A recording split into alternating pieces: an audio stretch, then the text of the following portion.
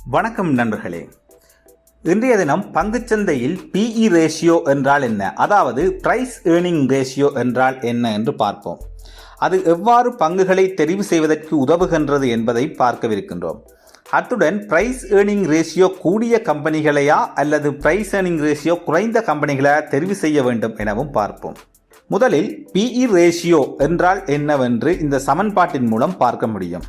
அதாவது PE எனப்படுவது ஒரு பங்கின் பிரைஸிற்கும் அதன் ஏர்னிங்ஸுக்கும் என்ன தொடர்பு என்பதை விளக்குவதாகும். உதாரணமாக, ஒரு குறிப்பிட்ட கம்பெனியின் பங்கானது 100 ரூபாய்க்கு சந்தையில் விற்கப்படுகின்றது என எடுத்துக்கொண்டால் அதன் ஏர்னிங் பெர் ஷேர் வேல்யூவானது 10 என எடுத்துக்கொண்டால் அந்த நிறுவனத்தின் PE ரேஷியோவானது 10 ஆகும். EPS என்றால் என்ன என்று அறிய நான் ஒரு வீடியோவினை பதிவு செய்துள்ளேன்.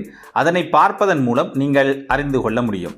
சரி, PE ரேஷியோ 10 என்பதன் மூலம் நீங்கள் என்னத்தை விளங்கிக் கொள்ளலாம் என்றால், நீங்கள் வாங்கும் அந்த பங்கானது 10 வருடங்களில் உங்கள் முதலினை திருப்பித் தரும் என்றும் சொல்வதுண்டு.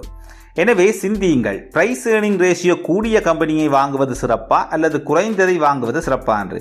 இப்போ கம்பெனி ஏயின் PE ஆனது 10 என்றும் இன்னொரு கம்பெனி Bயின் PE ஆனது 5 எனவும் வைத்துக் கொண்டால் உங்கள் கேபிட்டலினை நீங்கள் இரண்டாவது கம்பெனியின் மூலம் வேகமாக பெற முடியும், அதாவது 5 வருடத்தில் பெற முடியும்.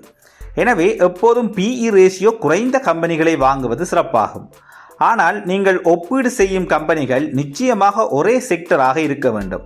ஏனென்றால் பிரைஸ் ஏர்னிங் ரேஷியோவானது செக்டருக்கு செக்டர் மாறுபடும். எனவே நீண்டகால முதலீட்டினை செய்பவர்கள் நிச்சயமாக பிரைஸ் ஏர்னிங் ரேஷியோவினை கருத்தில் கொள்ள வேண்டும். தனியே பிரைஸ் ஏர்னிங் ரேஷியோவினை மட்டும் வைத்துக்கொண்டு பங்கினை வாங்க முடியாது. இதற்கு சப்போர்ட்டிவாக வேறு சில விடயங்களையும் கருத்தில் கொள்ள வேண்டும். நன்றி நண்பர்களே.